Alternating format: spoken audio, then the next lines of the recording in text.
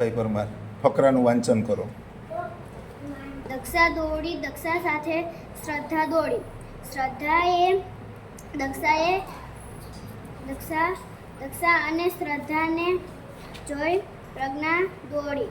દોડતા દોડતા પ્રજ્ઞાએ શ્રદ્ધાને પૂછ્યું, શ્રદ્ધા, તું કેમ દોડે છે? શ્રદ્ધા કહે, આ દક્ષા દોડે છે એટલે પ્રજ્ઞાએ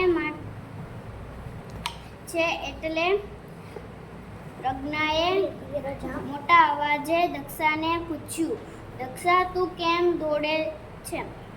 દક્ષા કહે, શ્રેયાએ મને એટલું કે